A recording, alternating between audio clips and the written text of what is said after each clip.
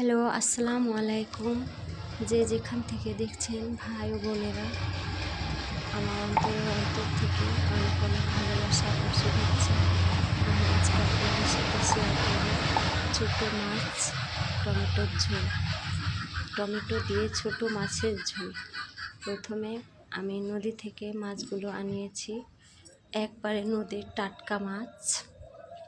এগুলোকে আমি বেছে নিচ্ছি। তারপরে পেঁয়াজ কুচি, মরিচ কাঁচামরিচ একটু হালকা করে গরম তেলে দিলাম। তারপরে সব রকম মশলা একসাথে মিক্স করে একটু পানি দিয়ে নেড়ে চেড়ে দিয়ে দিলাম। তারপরে মশলাগুলো কিছুক্ষণ আমি ভেজে নিলাম। ভাজার পরে মাছগুলোকে দিয়ে দিলাম। মাছগুলোকে দেওয়ার পরে পানি দিলাম। পানি দেওয়ার পরে একটা টমেটো দিলাম। তারপরে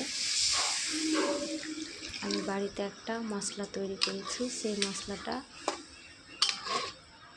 একটু ছিটিয়ে দিলাম।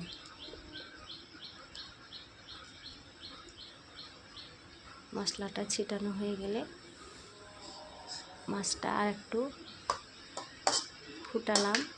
ফুটানোর পরে ঢেলে নিলাম। যে যেখান থেকে দেখছেন আমাকে কমেন্টে জানাবেন কারা কীভাবে রান্না করেন।